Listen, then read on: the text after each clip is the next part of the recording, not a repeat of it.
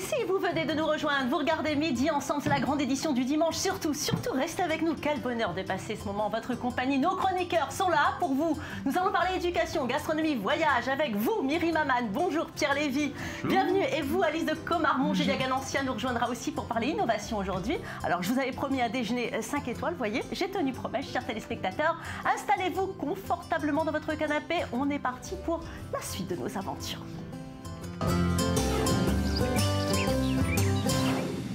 Et on va commencer par vous, Myri Maman. Aujourd'hui, vous allez nous parler de numérique, le numérique qui s'invite à l'école.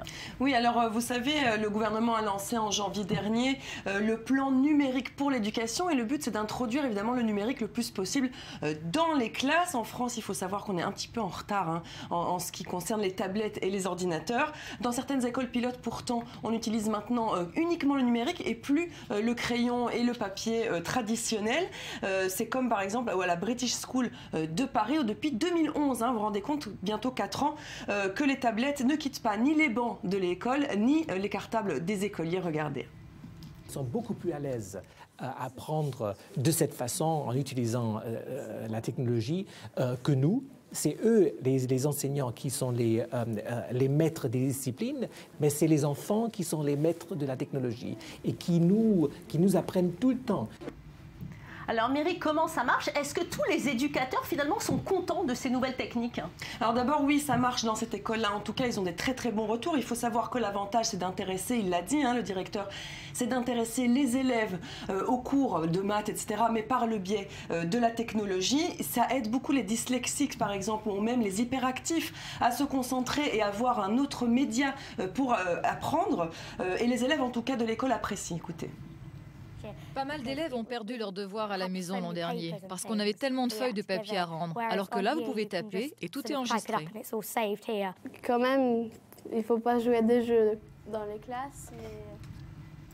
Bon, c'est vrai que ça a l'air beaucoup plus ludique et même les réseaux sociaux rentrent aussi dans les classes. Ça rentre dans les classes évidemment, puisque vous savez que Twitter et Facebook fait partie intégrante maintenant de nos vies. Et alors, des professeurs ont décidé de faire la tweetée. Alors, est-ce que vous savez ce que c'est la tweetée? La tweetée, la dictée sur un tweet, non? Voilà, et donc en fait c'est ça. On utilise 140 mots que le professeur dicte aux élèves, qui écrivent tout à fait d'une manière traditionnelle sur une feuille. Mais après, en groupe, il corrige et puis il l'envoie par tweet, les 140 mots, à une classe miroir. C'est une autre classe qui, elle, va le corriger et ça se passe sur Twitter, ça se passe pas ailleurs, mais dans une conversation privée, bien sûr. Où est passée la dictée de pivot? Mais là, en tout cas, le côté instantané de Twitter aide beaucoup les élèves. Écoutez. L'avantage, c'est que c'est immédiat. Quand on envoie, très souvent, ils voient qu'il y a une réponse, les élèves voient la réponse des autres. Donc, c'est vraiment le côté immédiat, peut-être plus immédiat que le mail. Ils savent aussi qu'ils sont lus par tout le monde. Tous les gens qui les suivent les lisent. Donc, il y a vraiment aussi cette notion, on ne fait pas d'erreur quand on écrit sur Twitter. Et les enfants, eux, Valérie, ils adorent. Regarde. On se sent dans la peau d'une maîtresse un petit peu. C'est plus marrant, on écrit sur des tablettes. On travaille en groupe. Alors que d'habitude, sinon, tout est normal, on écrit tout seul et puis après on fait des fautes et personne ne nous corrige à part la maîtresse. Voilà, donc il y a déjà une 60aine d'écoles en France qui utilisent cette méthode et apparemment ça marche très très bien. Les élèves tout d'un coup s'intéressent évidemment à l'écriture et à l'orthographe. Mais en tout cas, tout n'est pas rose avec cette arrivée du numérique. On ne peut pas dire que c'est 100% une réussite quand même. Alors il y a déjà un problème majeur, c'est la formation des professeurs. Vous savez, pas tout le monde peut manier l'iPad ou la tablette numérique ou l'ordinateur. Donc là, c'est un vrai problème. Et puis le deuxième problème, c'est qu'il y a des parents qui craignent vraiment que l'écriture, la vraie, avec le stylo et la feuille se perde. C'est le cas déjà en Chine, puisque vous savez, en Chine, on utilise la calligraphie. Et là-bas, le numérique est quasiment omniprésent dans les classes et ça pose un vrai problème. Écoutez. Grâce à la technologie qui progresse de plus en plus, les gens peuvent facilement trouver les mots en tapant sur leur téléphone. Mais dans notre culture, la difficulté est dans l'art de l'écriture et cet art se perd. Les jeunes ne savent plus calligraphier. Nous ne pouvons pas compter uniquement sur les ordinateurs, nous devrions être en mesure d'écrire et nous devrions être en mesure d'écrire proprement. C'est l'une des bases de la culture chinoise. Voilà, alors en France, Valérie, pour le moment, il n'y a pas d'études, c'est trop récent, cette introduction du numérique dans les classes. C'est donc une affaire à suivre. En tout cas, ça nous a donné le vertige, et ça tombe bien, le vertige, parce que vous allez nous amener, Alice de Comarmont, aujourd'hui sur une route du vin bien particulière. Oui, bien particulière, parce que je vais vous emmener goûter des vins du désert, Valérie. Je vous emmène donc visiter la vigne la plus sèche du monde, qui se trouve au milieu du désert du Namib, en Namibie. Donc très large étendue de sable de 80 km² qui longe la côte atlantique de 1500 km. Un vin qui se mérite parce qu'il faut donc parcourir des centaines de kilomètres, traverser plusieurs dizaines de collines rocailleuses. Et là, aux confins de ce désert, petit miracle, on y trouve un petit oasis qui abrite un vin délicieux. Alors justement, comment c'est possible de cultiver des vignes avec un désert où il fait 40 degrés quasiment en permanence? Alors il faut savoir, Valérie, que cet oasis recèle un secret. Il bénéficie de conditions météorologiques incroyables. En fait, il y a, au début du siècle, on a découvert 5 sources d'eau pure qui donc permettent de donner de l'eau en permanence à ces vignes. En même temps, le climat est plutôt agréable aussi parce qu'il y a l'Atlantique juste en face. Donc, la personne qui a racheté donc ce domaine, Alan Walkan Davis, ancien directeur donc, de Shell à Namibie, qui ont tout quitté pour créer ce domaine. Il est venu s'installer là et il a bénéficié donc de ces conditions incroyables. Sa première cuvée en 2011 était catastrophique parce que bien sûr c'est pas vraiment son domaine, mais maintenant il produit de plus en plus de vins qui sont donc entre le Shiraz et le Merlot et qui ont de plus en plus de succès. Ça a l'air sympa ça, Pierre Lévy, qu'est-ce que vous en pensez? Dégustation ces jours-ci? Ouais, moi je trouve ça assez intéressant d'avoir en plein milieu du désert comme ça un petit vignoble, quelques bouteilles parce qu'il doit pas y en avoir des milliers, mais donc une petite production locale. Ça se mérite. Il y a d'autres domaines aussi en Namibie, il y en a 4 en tout et ils sont un peu plus dans le centre, dans les terres. Donc, Alors c'est très original, mais nous ne sommes pas au bout de nos surprises avec vous, Alice, aujourd'hui, car il y a des activités encore plus incongrues dans ce désert libyen. Oui, Valérie, la semaine dernière, je vous ai emmené donc sur les monts persans. Cette semaine, je vous emmène glisser sur les dunes du désert namibien. C'est parti, regardez. I fell asleep amid the flowers for a couple of hours on a beautiful day.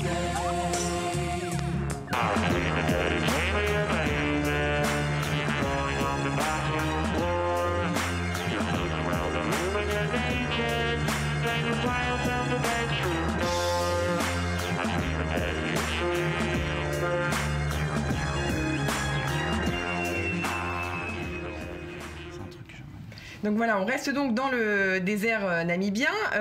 Les dunes du désert namibien sont réputées pour être les plus hautes du monde. Elles peuvent aller jusqu'à 600 mètres de haut. Elles présentent donc un terrain idéal pour les amateurs de glisse. Et cette combinaison de sport extrême et donc de paysages, comme vous l'avez vu, spectaculaires, attire chaque année de plus en plus de touristes qui ne cachent pas leur stupéfaction et leur enthousiasme. Écoutez.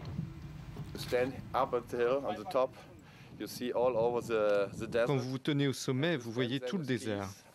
Il s'étale droit devant vous. Et puis, quand vous vous élancez, c'est tellement en pente. C'est parfait. Ce sont des sensations formidables.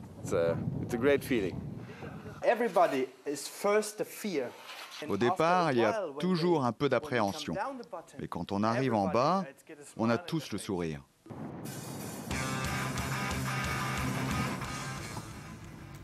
Alors, ça fait rêver, mais attention néanmoins Valérie, parce que ce ski de sable reste un sport réservé aux plus avertis quand même.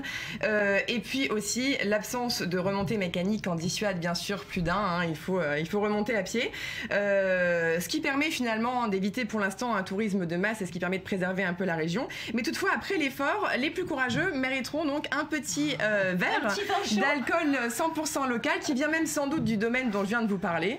Donc voilà, il mérite. Ça vous plaît une randonnée comme celle-ci? Ah, c'est pas mal, puis il manque les remontées mécaniques. C'est vrai, mais bon, en même temps, on n'a pas besoin d'attendre les chutes de neige. Remarquez, ça serait le bon moyen de perdre tout le poids que nous avons pris avec Pierre Lévy, notre chef, qui est venu aujourd'hui avec ses secrets de chef. Et aujourd'hui, Pierre Lévy, nous allons parler de caviar. Exactement, le caviar. Alors, je vous ai apporté plein de petites choses super intéressantes. Il faut savoir que le caviar, c'est des œufs d'esturgeon. En France, c'est très réglementé. Depuis 1962, il y a une loi qui est passée en disant que les œufs de caviar devaient être absolument des œufs d'esturgeon, sinon l'appellation caviar est interdite. Il y a deux types de caviar. Le caviar sauvage, où on a 5 gamme de poissons beluga. C'est celui-là qui est si cher d'ailleurs. C'est celui-là qui est très Alors là, cher, vous en avez jusqu'à apporté 12 000 € le kilo. C'est lequel? Faites-moi voir. Voilà, il est pas là. Il est à l'image. Et mes marmitons à la régie qui vont vous montrer de belles images de caviar à 12 000 € le kilo. Vous avez du beluga, vous avez de l'ossiètre, vous avez du sevruga, vous avez du sterlet, vous avez du sturio qui est le caviar qu'on retrouve en Aquitaine, qui est un caviar français sauvage qui remontait et qui allait frayer, donc qui se reproduisait en eau douce. Et c'est pour ça, à partir de ces Français-là, qu'on a commencé à faire du caviar d'élevage qu'on retrouve aux États-Unis, en Uruguay, en Italie, très bon. Également en Chine et en Israël. Ouais. En Israël, il y a une grosse production de caviar. C'est vrai qu'en Israël, on entend parler des œufs de poisson partout. Hein. Alors, vous avez le vrai caviar esturgeon qui est réservé à l'export, très peu consommé en Israël. Et par contre, l'appellation caviar est ouverte. Et donc, on retrouve tous les autres caviars possibles et imaginables, avec des œufs d'escargot, qu'on appelle caviar d'escargot. Qui sont très en vogue en ce moment d'ailleurs. Exactement, ce sont les petits escargots, les œufs d'escargot, c'est blanc translucide, c'est magnifique. Vous avez du caviar d'oursin, vous aviez du caviar rouge que j'ai apporté ici. Alors c'est du caviar de saumon, on peut le voir peut-être ici à l'image. Oui. Vous avez deux couleurs différentes, légèrement identiques mais assez différentes, qui sont deux caviars de saumon différents de différentes espèces. Vous avez également les œufs de limpe qu'on retrouve ici en noir et en rouge. Donc qui sont ici colorés. Oui. Vous avez... C'est très festif d'ailleurs. C'est très festif. On retrouve ce genre d'œuf sur les sushis. Oui. Hein, les enfants très sont souvent. Très friands, ils adorent ça. Ouais, tout à fait. Ici, on a des œufs de Kaplan qui sont des œufs. Alors on s'en sert bien évidemment pour colorer les mets, colorer les sushis. C'est vraiment très sympa. Ici, vous avez le caviar blanc. Ah. Le vrai caviar blanc, oui. qu'on appelle le caviar de Méditerranée ou le caviar des Tunisiens, qui sont faits à partir d'œufs de limpe, d'œufs de mulet. On trouve en Israël d'ailleurs. Oui, on trouve en Israël. C'est d'œufs de mulet, on appelle ça la poutargue ou la boutargue, suivant les prononciations, le P ou le B est autorisé. Vous avez également du caviar que l'on connaît, qui est du caviar d'origine végétale, comme le caviar d'aubergine par exemple, que tout le monde connaît, mais... Effectivement, c'est une appellation autorisée. Vous avez ce caviar vert. Alors ça, c'est la première fois que je vois ça. Expliquez-nous. Ce sont des algues. D'accord. Du caviar d'algues. C'est pour la cuisine japonaise? Exactement. C'est les Japonais qui ont commencé à commercialiser ce type d'algues. Caviar, ouais. Et on le retrouve également sur les sushis. Vous avez pas mal de sushis verts. Vous avez également ce qu'on appelle le caviar citron. Ce sont des agrumes, en fait. Et les pépins ressemblent à des petites graines de caviar. Et puis, je vous ai apporté ici une nouveauté. Ça, c'est au tout niveau nouveau, technique. tout beau. Tout nouveau, voilà. Vous Alors, avez on voit à l'écran les algues et le caviar citron actuellement. Et vous avez donc ici, sur le... Voilà, vous voyez... Alors très bien, le caviar en est en direct. Hein. Donc la fleur de caviar, c'est tout simplement du beluga, enfin du caviar d'esturgeon qui est séché, salé et... on s'en sert tout simplement comme un moulin à poivre. N'en perdez pas trop, je crois que c'est très pas cher. grave, c'est pas grave. Pour la télé, on a des budgets illimités sur les 24. Merci Pierre Lévy. Maintenant, je vous propose de découvrir un restaurant très en vogue. En ce moment, il se trouve dans le sud de Tel Aviv. Il se situe à quelques mètres de la célèbre avenue Rothschild. Ça s'appelle Poupina. La cuisine y est raffinée. C'est un mélange de plats d'origines différentes. Découverte de cette cuisine fusion. Vous y êtes rendu, Pierre Lévy, avec Samuel Calvo. On va regarder ça tout de suite.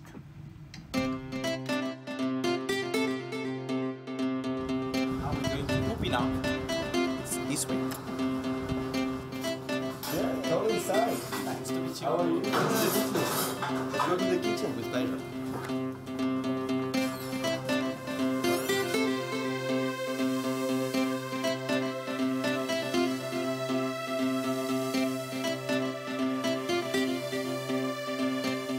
We have the chance today.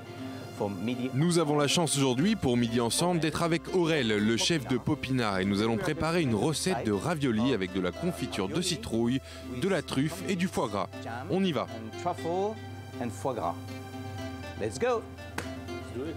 On allume le feu. Et voici la pâte fraîche. La pâte fraîche faite aujourd'hui. Au moins une épaisseur de 2 doigts. Pendant ce temps, on va prendre les raviolis et les mettre à l'eau. Al dente. Al dente, 2 minutes. Ce sont des pâtes fraîches, on veut juste que ce soit chaud. On devine tout de suite ce que l'on va manger. On va poser ça ici, on peut voir les pâtes fraîches, la couleur des pâtes est extraordinaire. La base faite de citrouille est là, c'est ce qu'il y a à l'intérieur des raviolis. Ici, on aère la sauce. On met la truffe dans la sauce pour le goût et il y a aussi une très bonne odeur qui se dégage.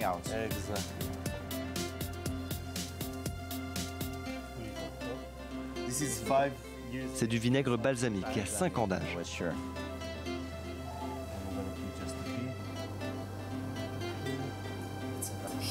C'est un secret. Maintenant, nous allons goûter.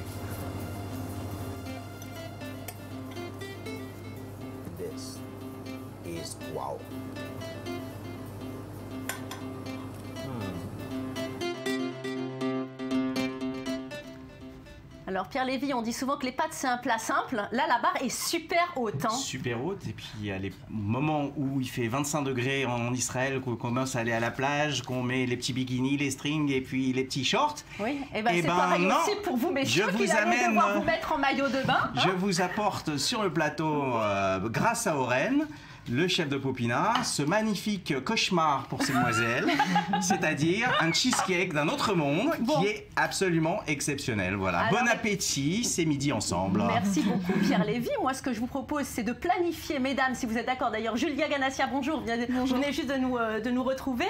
Et on va planifier, je pense, une émission régime, parce que là, ça devient absolument indispensable. C'est promis, chers téléspectateurs, nous aurons une spéciale régime dans Midi Ensemble. C'était tout pour aujourd'hui, Pierre Lévy? C'est tout pour aujourd'hui. Enfin presque, hein. Moi, vous avez quoi allez, hop, à la vôtre. Hein. Alors, Julia Ganassia, vous allez nous parler d'une innovation 100% israélienne encore. On adore ça. C'est une application Twitter.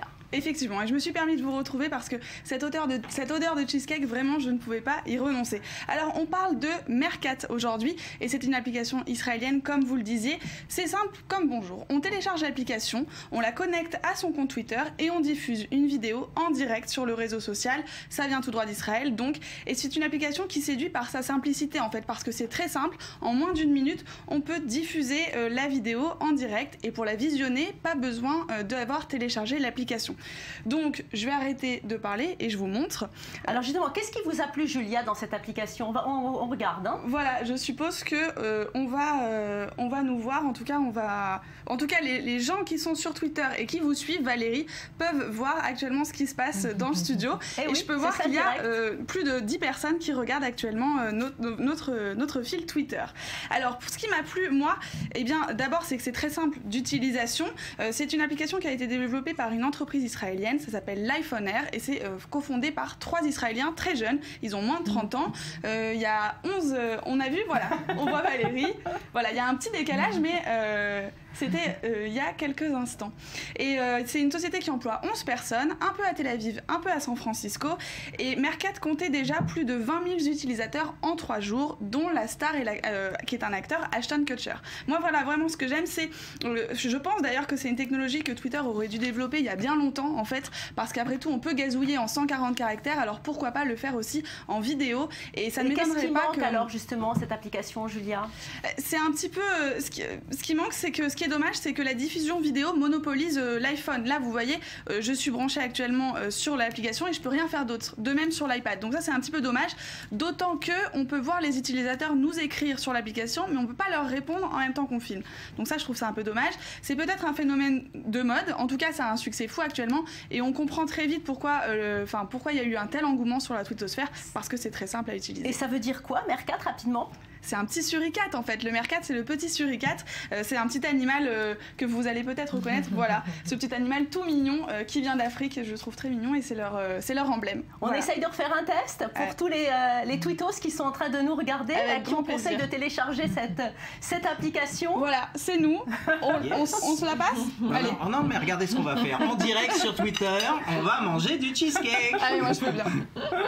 Je valide. Voilà. Allez. Merci beaucoup Julia, merci à vous Pierre Lévy, merci à vous Alice. Alors on va se retrouver évidemment la semaine prochaine pour d'autres aventures. Pierre, vous savez de quoi vous allez nous parler la semaine prochaine déjà? Non, c'est une surprise. Une surprise, vous aussi Alice, le programme? Surprise. Et vous Julia? Vous savez, Israël développe tellement de choses tout le temps, tellement d'innovations que j'ai l'embarras du choix. Merci en tout cas à vous tous d'être là. Malheureusement cette émission s'achève. Quel bonheur d'avoir passé ces 2 heures en votre compagnie. Midi Ensemble, la grande édition. Malheureusement c'est terminé, on se retrouve la semaine prochaine pour une nouvelle grande édition. En attendant, le hashtag i24 Midi Ensemble est disponible pour vous. J'attends donc vos questions, vos commentaires, vos remarques. N'oubliez pas, j'adore vous lire. Notre site internet est disponible pour vous 24 heures sur 24 en français, en anglais et en arabe. Si vous voulez nous revoir le replay, n'hésitez pas. En attendant, restez avec nous car l'info c'est en continu, c'est sur i24 News et merci à vous du fond du cœur d'avoir choisi notre chaîne.